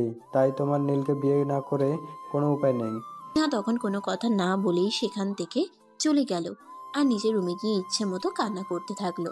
কারণ সে এরকমটা কোনোদিনও কল্পনা করেনি তার বাবা তাকে টাকার জন্য একটা ছেলের কাছে বিক্রি করে দেবে, আর সেটাও কিনা নির্বাচন করবার টাকার জন্য। সে নিজের আম্মুকে অনেক বকাবকি করছে, কেন তার আম্মু তাকে জন্ম দিয়ে পরপারে চলে গেল, কেন তাকে সঙ্গে নিয়ে গেল না। এইসব চিন্তা করতে করতেই সে যে রুমে শুয়ে কখন ঘুমিয়ে গেছে সেটা তার খেয়ালই ছিল না। যখন তার ঘুম ভাঙলো তখন সে নীলকে নিজের বুকের উপর আবিষ্কার করলো। এটা দেখে তার শরীর একদম রাগে চলে যাচ্ছিল। সে চিৎকার করে বলে উঠল, তোকে এত বড় সাহস কে দিয়েছে আমার রুমে, আমার বিছানায় আর আমার বুকের উপর শুয়ে থাকতে? তুই তো দেখছি বড্ডবার বেড়ে গেছিস। কিভাবে তুমি আমায় খুশি রাখবে, কিভাবে তুমি আমায় ভালো রাখবে, এগুলো সারাক্ষণ চিন্তা করতে হবে। কি করব বলো শ্বশুর মশাই, একটু জরুরি কাজে তোমাকে কিছু না বলে বাসা থেকে বের হয়ে গেছে, আর আমি তোমাকে একা একা বাসার ভিতরে রেখে চলে যাই কি করে? তাই তো আমি তোমার বাড়িতেই থেকে গেলাম। তাছাড়া আমি তোমার বাড়িতে অন্য একটা রুমে একা একা কেন থাকবো? যদি রাতের বেলা আমার ভয় লাগে, তাই তো আমি তোমার রুমে এসে শুয়ে থাকলাম। তোকে কে বলেছে আমি ভয় পাবো? এইসব ভণ্ডামি মার্কা কথাবার্তা আমার সামনে আর কখনোই বলবি না। এখনই তুই আমার রুম থেকে বের হয়ে চলে যা। আমি তোকে এই বাড়িতে দেখতে চাই না। এত রাতে আমি কোথায় যাব? এখন রাত প্রায় 3টার বেশি বাজে। এখন কি আমি রাস্তায় কোনো গাড়ি পাবো যেটা দিয়ে আমার বাড়িতে যেতে পারবো? তাছাড়া তোমার সঙ্গে ঘুমাতে আমার বেশ কমফোর্টেবল লাগছে। তাহলে আমি কেন এত শান্তির জায়গা ছেড়ে চলে যাব? আমি এত শান্তিনিকে জায়গা ছেড়ে কোথাও যেতে চাই না। আমি সারা জীবন তোমার বুকের মধ্যেই থেকে যেতে চাই। আর আমি তোকে জাহান্নামে পাঠাতে চাই। এই কথা বলেই নেহা নিজের শরীরের সমস্ত শক্তি দিয়ে নীলকে ধাক্কা দিয়ে একদম ফ্লোরে ফেলে দিল। নীল কোমরে প্রচন্ড ব্যথা পেল, সে ব্যথায় কোকড়াতে থাকলো। ও মা গো, বাবা গো, মরে গেলাম গো! এত জোরে কেউ নিজের জামাইকে মারে? সেটা আমার জানা ছিল না, এই প্রথমবার তোমাকে দেখে বুঝলাম। যাই হোক, যাই কিছু করো না কেন, তুমি কিন্তু তোমার পাশ থেকে আমাকে কোনোভাবেই সরাতে পারবে না। তাই এইসব প্রচেষ্টা করে কোনো লাভ হবে না। আল্লাহ, তুমি আমায় রক্ষা করো। কোন পাপ করেছিলাম জানি না, যার কারণে এরকম ফল ভোগ করতে হচ্ছে। এই শোন, তোকে যদি এখানে থাকতে হয় তাহলে হয় তুই অন্য রুমে গিয়ে ঘুমাবি, নয়তো সোফায় ঘুমাবি। আমার বিছানায় তোর কোনো জায়গা হবে না। ঠিক আছে, কোনো সমস্যা নেই, আমি সারা রাত সোফায় শুয়ে শুয়ে কাটিয়ে দেব, কোনো সমস্যা নেই। তুমি ঘুমাও, আমি তোমায় পাহারা দিচ্ছি, ভয় পেও না, আমি এখান থেকে যাব না। নেহা তখন মুখটাকে একটা ভেঙচি মেরে ঘুমিয়ে পড়লো অপরদিকে ফিরে। কোনো কথা না বলে বাসা থেকে বের হয়ে সোজা বাইরে চলে আসে। সকালবেলা যখন তার ঘুম ভাঙলো তখন সে দেখতে পেল নীল সোফায় শুয়ে ঘুমাচ্ছে। সে কোনো কথা না বলে বাসা থেকে বের হয়ে সোজা বাইরে চলে আসলো। রেস্টুরেন্টে এসে নাস্তা করলো আর তারপর গাড়ি নিয়ে বের হয়ে পড়লো ঘুরবার জন্য। সে একটা পার্কের বেঞ্চে এসে বসলো। তখনই নীল সেখানে এসে উপস্থিত হলো আর তাকে বলল, কি ব্যাপার, তুমি সকালবেলা ঘুম থেকে উঠে কাউকে কিছু না জানিয়ে এখানে চলে এসেছো কেন? তুমি জানো আমি তোমাকে কত জায়গায় খুঁজেছি, কোথাও তোমাকে খুঁজে পাচ্ছিলাম না, আর কতটা টেনশন হচ্ছিল আমার। আল্লাহ, তুমি আমাকে এই ছেলের হাত থেকে রক্ষা করো। আমি তো আর একে সহ্য করতে পারছি না। আমি তোকে কোনো কিছু না জানিয়ে এখানে চলে আসলাম একটু নিরিবিলি থাকার জন্য, আর তুই এখানে চলে এসেছিস আমাকে বিরক্ত করার জন্য। তোকে কি এটা ছাড়া আর কোনো কাজ নেই? না মাই ডিয়ার বউটা, আপাতত আমার বউকে সময় দেওয়া ছাড়া আমার আর কোনো কাজ নেই। না মাই ডিয়ার বউটা, আপাতত আমার বউকে সময় দেওয়া ছাড়া আমার আর কোনো কাজ নেই। এই মুহূর্তে আমার বউটাকে 24 ঘন্টা সময় দেওয়াটাই আমার কাজ। যাই হোক, আমি তোমাকে যেটা বলতে এলাম, আব্বু আমাকে একটু আগে ফোন করেছিল, বলল তোমাকে নিয়ে একবার শপিং মলে যেতে, তোমার বিয়ের বেনারসি আর জুয়েলারিগুলো একবার দেখে নিতে। যেখানে তোকে বিয়ে করার কোনো ইচ্ছেই আমার নেই, সেখানে আমি যাব জুয়েলারি আর বেনারসি পছন্দ করতে? শোন, আমি তোকে বিয়েই করছি না, আর এইসব করার তো কোনো প্রশ্নই ওঠে না। তোর যা ইচ্ছা তাই করতে পারিস। সেটা বললে তো হবে না। এখন এই মুহূর্তে আমি তোমাকে জোর করে হলেও শপিং মলে নিয়ে যাব, আর তোমার বিয়ের বেনারসি আর অর্নামেন্টসগুলো তোমাকেই চুজ করতে হবে। এই বলে নীল সেখানে আর এক মুহূর্ত দেরি না করে নেহাকে সোজা পাজা কোলে তুলে নিল আর গাড়ির ভিতরে বসিয়ে দিল। বক বক করেই চলেছে। আমি যাব না তোর সঙ্গে, আমাকে তুই গাড়ি থেকে নামিয়ে দে। তা না হলে কিন্তু আমি চলন্ত গাড়ি থেকে লাফ দিয়ে নেমে যাব। তখন কিন্তু তোকে ঝামেলায় পড়তে হবে। তুই আমাকে নামিয়ে দে। চুপচাপ গাড়িতে বসে থাকো বলছি। এখন কিন্তু একদম বেশি বাড়াবাড়ি হয়ে যাচ্ছে। এর পরিণাম কিন্তু খুবই খারাপ হবে, যেটা তুমি কল্পনাও করতে পারবে না। তাই কথা না বলে চুপচাপ গাড়িতে বসে থাকো। আর আমি তোমাকে যেটা করতে বলছি তোমাকে সেটাই করতে হবে। তুমি শপিং মলে যাবে, সেখানে তোমার বিয়ের বেনারসি আর অর্নামেন্টস চুজ করবে। তারপর আমি তোমাকে বাসায় দিয়ে আসবো। আমি কিচ্ছু করব না। তোকে আমি বিয়ে করব না, এইসব করার তো কোনো প্রশ্নই ওঠে না। তুই আমার আব্বুর টাকা দিয়েছিস। তুই আমার আব্বুকে টাকা দিয়েছিস। তুই আমার আব্বুর কাছ থেকে টাকাগুলো ফিরিয়ে নিবি, এটা আমার আদেশ। আর যদি তুই সেটা না করিস তাহলে কিন্তু আমি তোকে এমনিতে তো বিয়ে করবই না, এরপর যে তোর সাথে কি করব সেটা তুই কল্পনাও করতে পারবি না। আরে বাবা, বললাম তো তোমাকে আমাকে বিয়ে করতে হবে, এছাড়া অন্য কোনো উপায় নেই। অধমা নীল আর কোনো কথা না বাড়িয়ে সোজা নেহাকে নিয়ে শপিং মলে চলে আসলো। আর সেখানে নেহাকে তার বিয়ের বেনারসি আর অর্নামেন্টস চুজ করতে বলা হলো। নেহা প্রথমে অনেক খাটতারামি করছিল, কিন্তু নীলের জেদের কাছে সে টিকতে পারল না। অবশেষে সে সব কিছু পছন্দ করলো। আর তারপর নীল কেনাকাটা শেষ হলো। নেহাকে বাসায় পৌঁছে দিয়ে বাসায় চলে আসলো। বাসায় আসতেই তার আম্মু তাকে বলল, কি ব্যাপার নীল, তোর আব্বুর কাছে শুনলাম তোর আব্বু নাকি তোকে বলেছিল নেহাকে নিয়ে শপিং মলে যেতে আর বিয়ের কেনাকাটা করতে, তো করেছিস নাকি? হ্যাঁ আম্মু, যা যা লাগবে সবকিছুই কিনে দিয়েছি আর সবকিছুই নেহার বাড়িতে পৌঁছে দিয়ে এসেছি। কোনো সমস্যা নেই। এখন তোমরা প্রস্তুতি নিতে থাকো। আগামীকালকে তো হলুদ আর তারপর দিনই বিয়ে। হ্যাঁ বাবা, তুই কোনো চিন্তা করিস না, সমস্ত প্রস্তুতি নেওয়ার শেষ হয়ে গেছে। এখন শুধু অপেক্ষায় আছি কখন নেহাকে বউ বানিয়ে এই বাড়িতে নিয়ে আসবো। এভাবেই মা ছেলে কথা বলতে বলতে নিজেদের রুমে চলে গেল। এরপর চলে গেল 2 দিন। হলুদের পর্ব শেষ হয়ে গেল। আজ নীল আর নেহার বিয়ে। সকালবেলা থেকেই বাড়িতে তোড়জোড় শুরু হয়ে গেছে। নীলকে সকালবেলায় সাজানো হয়েছে। তার চাচাতো ভাই বোনেরা তাকে অনেক সুন্দর করে শেরওয়ানি পরিয়েছে। দেখতে একদম মাশাআল্লাহ রাজপুত্রের মতো লাগছে। আমার রাজপুত্রের উপর কারো নজর না লাগুক, ভালো থাকুক আমার ছেলেটা। তার ভালোবাসার মানুষকে নিয়ে আশীর্বাদ রইল। ধন্যবাদ আম্মু, দোয়া করো যেন জীবনে ভালো কিছু করতে পারি এবং তোমাদের সবাইকে সঙ্গে নিয়ে ভালো থাকতে পারি। আল্লাহ পাক রাব্বুল আলামিন যেন আমাকে সেই তৌফিক দেন। হ্যাঁ বাবা, তুই আমাদের একমাত্র আদরের রাজপুত্র। তোর জন্য সবসময় দোয়া আর ভালোবাসা থাকবে। জীবনে তুই অনেক সুখী হ। এরপর সমস্ত রীতি নেওয়াজ শেষ করে নেহাদের বাড়ির উদ্দেশ্যে রওনা হয়েছিল বরযাত্রী। এদিকে নেহাকে সাজানোর জন্য পার্লার থেকে লোক এসেছে, কিন্তু নেহা কোনোভাবেই সাজগোজ করতে চাইছে না।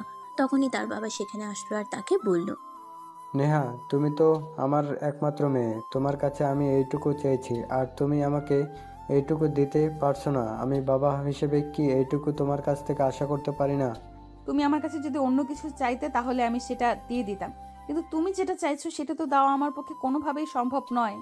তুমি খুব ভালো করে জানো নীলকে সহ্য করা আমার পক্ষে সম্ভব নয়।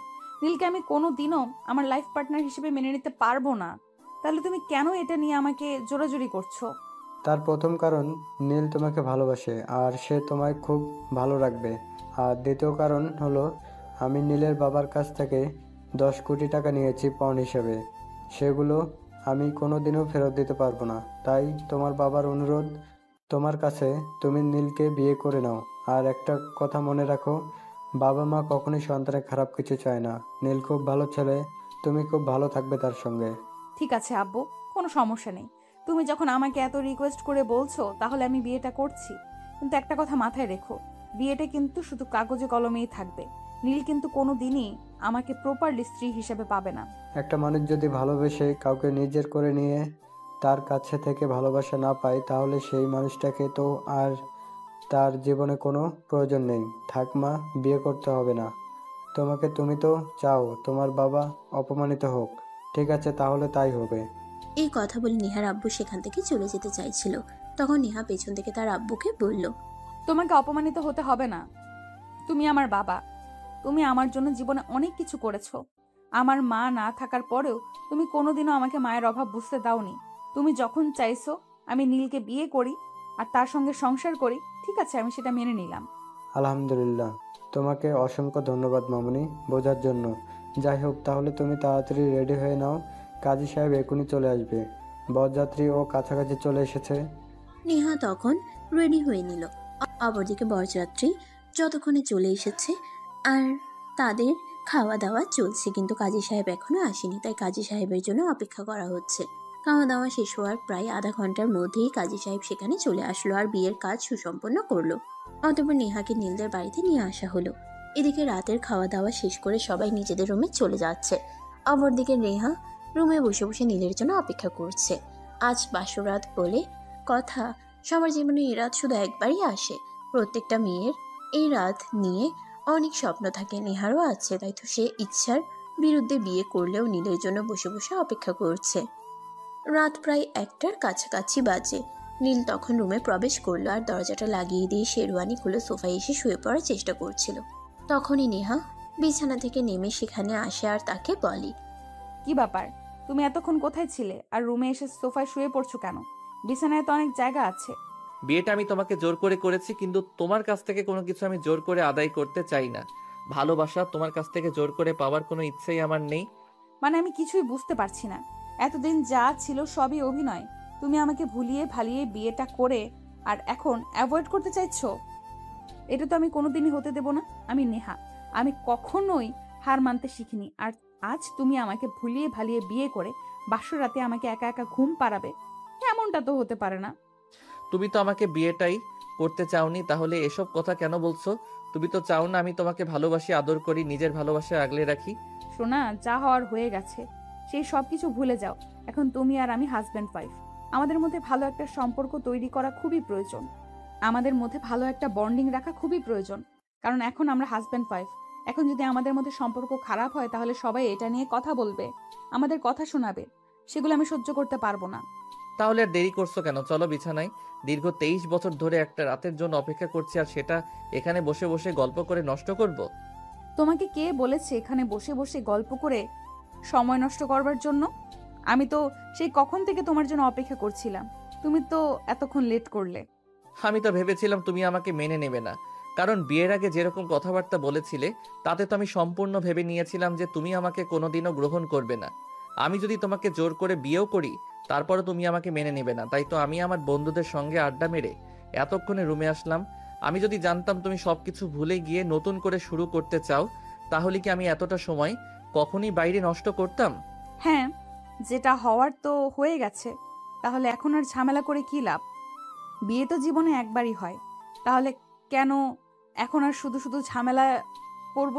যাও, ফ্রেশ হয়ে আসো, আগে 2 রাকাত নফল নামাজ পড়বো। ঠিক আছে, তুমি 2 মিনিট ওয়েট করো, আমি এক্ষুনি ফ্রেশ হয়ে অজু করে আসছি। তুমিও তোমার কাপড় চোপড় চেঞ্জ করে নিতে পারো। আলমারিতে তোমার জন্য আমি বেশ কিছু কাপড় চোপড় এনে রেখেছি। নেহা তখন আলমারি থেকে নিজের জন্য একটা সুতির শাড়ি বের করে পরে নিল আর তারপর ওয়াশরুম থেকে উজু করে এসে দুজনে একসঙ্গে 2 রাকাত নফল নামাজ আদায় করে নিল। তারপর নীল চাহিদা মাছ থেকে নেয়া আগে তাজা করে তুলে নিল আর বিছানায় নিয়ে শুয়ে দিল। জানো, এই রাত নিয়ে আমার জীবনে কত স্বপ্ন ছিল। ভেবেছিলাম হয়তো পড়াশোনা শেষ করে চাকরি বাকরি করব, তারপর একটা ছেলেকে পছন্দ করে তাকে বিয়ে করব। হ্যাঁ, কিন্তু সেটা তো আর হলো না। শোনো, জন্ম, মৃত্যু, বিয়ে এগুলো আল্লাহ পাক লিখে রেখেছেন। কখন, কোথায় আর কিভাবে হবে সেটা আল্লাহ ছাড়া আর কেউ জানে না। এই 3টি বিষয় মানুষের কোনো হাত নেই। যাই হোক, বাদ দাও সেসব কথা। যা হওয়ার তা তো হয়ে গেছে। এতদিন তোমার সঙ্গে যা কিছু করেছি সব কিছুর জন্য সরি। আসলে তোমায় খুব ভালোবাসতাম। যেদিন তুমি ভার্সিটিতে প্রথম এসেছিলে সেদিনই তোমাকে দেখে আমার ভালো লেগে গেছিল। তাই তো তুমি আমাকে বারবার অপমান করার পরও আমি তোমার পিছু নিয়ে একবারের জন্য ছাড়িনি। এখন